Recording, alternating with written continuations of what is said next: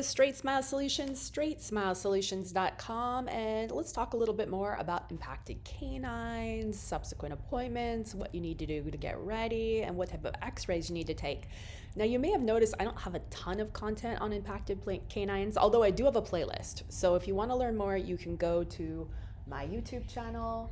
You can scroll down on the homepage. It's Straightsmile Solutions.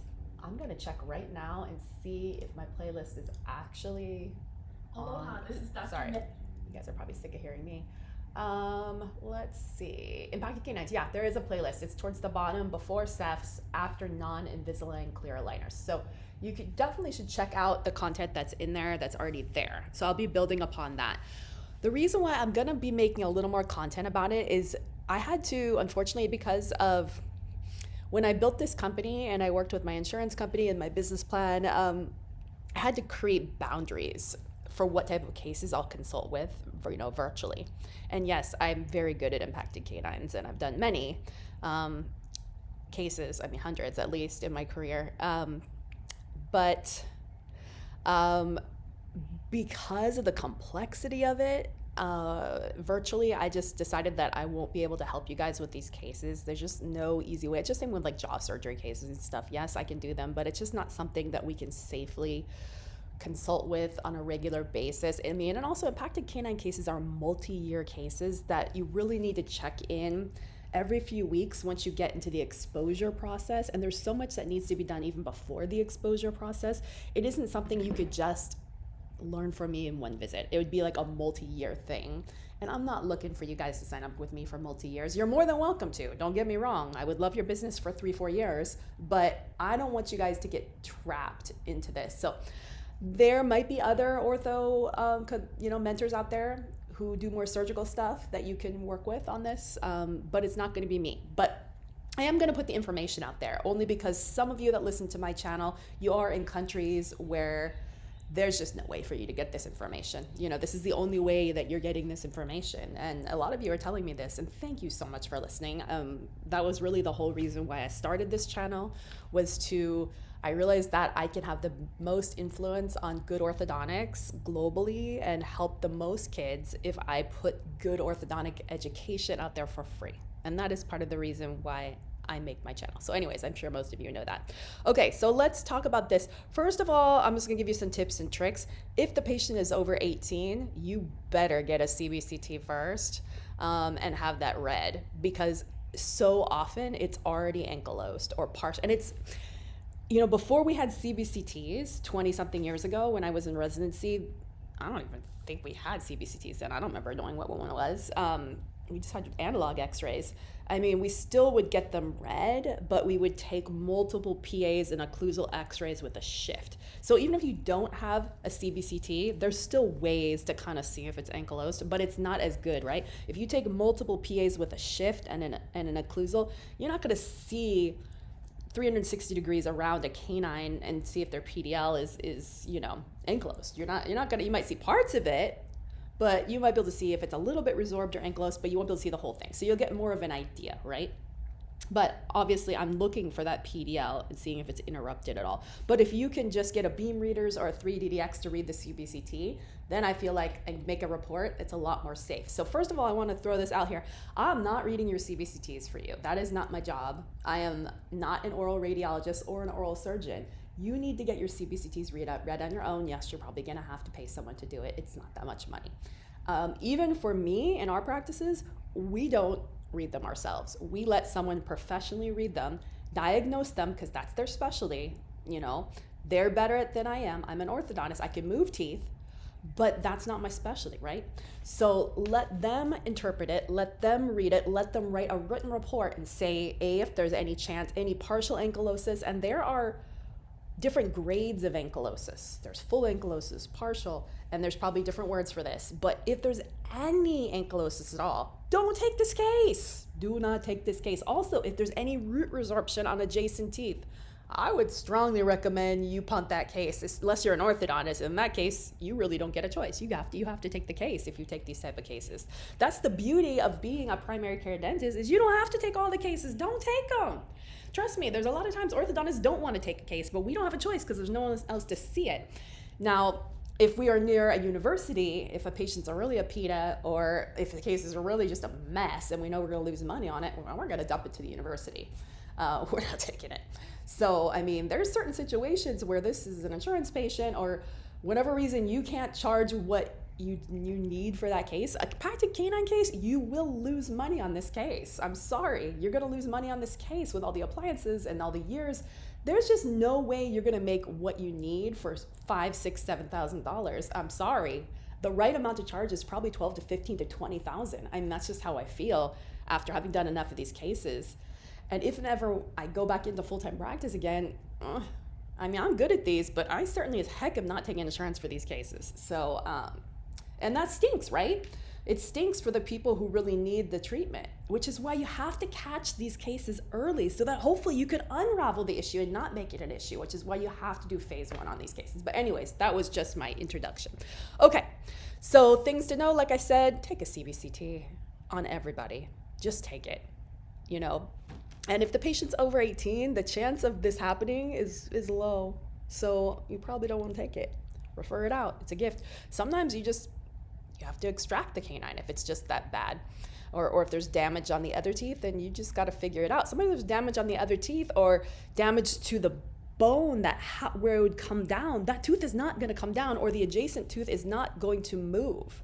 So, I mean, these aren't the best examples, but these are examples, right? Or sometimes, yeah. So that's pretty much what's why you need the CBC. So I wanted to start with that. You must have a CBC. Have the CBC before you even take this case, which can be difficult because you're gonna have to pay for the report. So then ultimately, it's really up to you if you want to eat that cost, or if you want them to pay for it. I would recommend they pay for it, you know. And if they don't like it, then they can go to someone else. You know, that's just part of your diagnostic treatment. So that was the main thing. And then you got to keep in mind, if you're taking an impacted canine case, what you're going to usually do in most circumstances is straighten all the teeth around it first, leaving that canine impacted.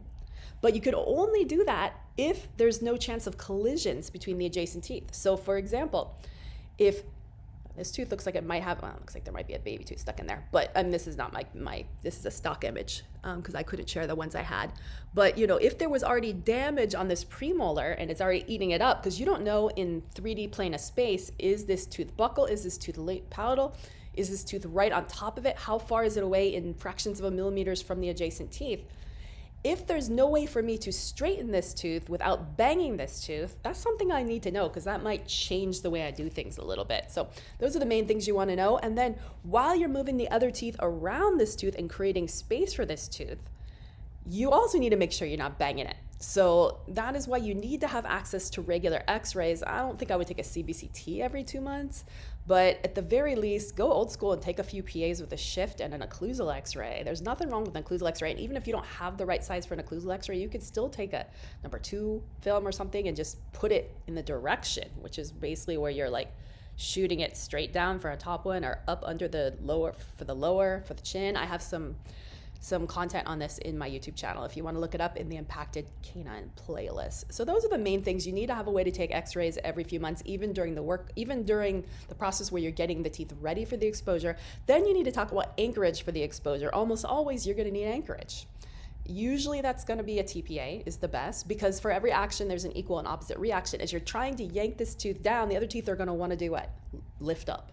It's going to save you so much time and heartache and just frustration if you just put the darn appliance in. Don't be cheap. Like I said, if you're not getting enough money for this case, don't take the case, because this case is going to cost you money in lab fees and a lot of other stuff and time. I mean, you're talking 30, 40, 50 braces appointments to finish a case like this. These are going to be lengthy cases. I've had some that took years once I even did the exposure, years. And it takes a year or two to even get to the point of do the exposure. And they still never look great. So that's why I just wanted to make sure you guys understood that. So make sure you have ways to take regular X-rays throughout the whole process. Make sure the parents know they're gonna have to get tons of X-rays done. If they don't like it, go someplace else. That's something you're gonna have to do. Obviously, you don't have X-ray vision, so you don't wanna be damaging the adjacent teeth as you bring that tooth down or prepare the teeth around it to get ready. They need to be prepared for anchorage. They need to be prepared for elastics. They need to be prepared for the surgery, which is going to cost extra usually. And they need to know where their surgery is going to get done before you even take the case. That means before you even sign any paperwork, take $1 deposit, they need to go to the periodontist or the oral surgeon and find out who's going to be doing the exposure, how much it costs, and get ready. Do not do the exposure at that time. I've had a few times where I send them just for a consult only, underlined. And then after they go and they pick the right person, I'm going to call that doctor, that specialist, and make sure we're good to go. Are they aware of the cost? Are they aware of the timing? Because this has happened to me way too many times where I literally get them ready. They say, oh yeah, I'm going to Dr. So-and-so for this. We're all good. Well, I get them ready and they're like, oh, sorry, we can't afford the surgery right now. Can we wait a few years? No, you can't. Right when I'm ready is the time to go do it. And guess what? If you don't go do it then or within a few months, I'm taking the braces off. I'm putting you in a retainer. And we're going to have to open up a new contract down the road if it's not done in a reasonable amount of time. Like your contract's closed, you're discontinued.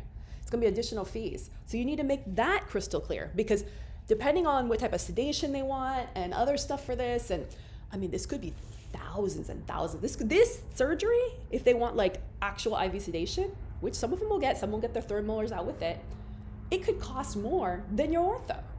And insurance may not cover it all. So sometimes it does, part of it, sometimes it doesn't at all. Especially, they're not going to cover probably the sedation part. So that's why you need them to be locked in to making sure they know what's going on. Also, they need to know when you tell them it's time to go, they have a window to get this done. Because this might be in a January or a February, and they can't wait till summer. No, then we're going to take the braces off. And then you can pay an additional fee to get them put back on, assuming you wear retainers. That would be the option. So make sure you come up with your policy. Now you need to come up with your policy as well. What happens if it becomes ankylosed throughout treatment? It happens. It might not be now, could be later as you start to pull it down. What happens if it doesn't work, or what happens if other teeth get damaged? This is going to happen more than you know, especially if it's an 18-year-old or if it's really horizontal. These are pretty vertical, so I'm not too worried. The ones that are buccal are going to be way easier than the ones that are palatal. That's going to be much more of a pain. It's a bigger surgery, it's a bigger process. Palatal ones are way more likely to get ankylosed over time. So you need to have a plan, and this is something that even the oral surgeon can go over the risks of things getting stuck along the way. I mean, they should, but you want to make sure that they talk about it. Because if this happens and, oh no, we did all this prep work, created a space, now we have a giant ugly space, and the canine just still got stuck. Oh, what you doing then? Obviously, you're extracting that tooth, and now you got to get an implant and a bone graft. Well, then there's another $10,000. I have had it happen, and I've put this in almost all my videos personally, where I did everything right. I'm talking like the Xrays, the paperwork. This was a 25 or 26-year-old. This was before CBCTs existed, or if they did, I don't think they existed yet. We did the Xrays with a shift and everything, and the darn thing was ankylosed. We had all the paperwork done where what would happen, what if, risk management, and she still complained to the insurance, and she still managed, the insurance forced us to give a full refund and to pay for her implant, which was most frustrating because it was a waste of my 2-3 years, it was a waste of her 2-3 years. We already went over all the risk, and I still had to give her a full refund and pay for the implant. So even though I did absolutely nothing wrong, absolutely everything right, there's even my liability insurance company said there's nothing more I could have done besides get the CPCT, which at the time didn't exist. So I mean, obviously if this happened now, I would have gotten the CPCT. But like I said, it can happen over time. So be prepared that sometimes these are going to blow up in your face. So that's why I want you to be really careful. And this, by the way, this was the nicest lady, never had any issues with her. I don't know what went off in her head, but she must have figured out that she could get something for free, and she just flipped. It is what it is, even though we went over everything. So anyways, that's pretty much what I got to say. You guys get an idea. I don't want to scare you off, but I do want to scare you off. All right, thanks so much.